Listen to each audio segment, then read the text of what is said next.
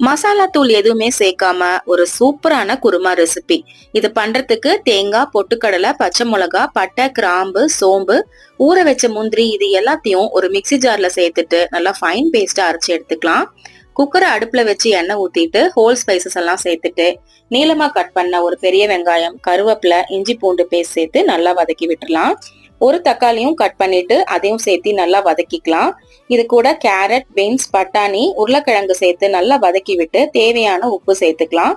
இப்ப அரைச்சு வச்ச தேங்காய் பேஸ்டையும் சேர்த்துட்டு இந்த குருமாக்கு தேவையான தண்ணியும் சேர்த்து மூடி வச்சு ஒரு 2 விசில் விட்டு இறக்குனீங்கன்னா ரொம்ப ரொம்ப சுவையான வெள்ளை குருமா ரெடி.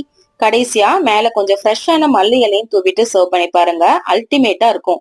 இட்லி, தோசை, சப்பாத்திக்கு மட்டும் இல்லங்க, இடியாப்பத்துக்கு கூட இது செம்மையான காம்போவா இருக்கும். கண்டிப்பா ட்ரை பண்ணி பாருங்க. இந்த வீடியோ உங்களுக்கு பிடிச்சிருந்தா லைக் பண்ணுங்க, ஷேர் பண்ணுங்க. அப்படியே எங்க சேனலை மறக்காம சப்ஸ்கிரைப் பண்ணிக்கோங்க. Happy cooking.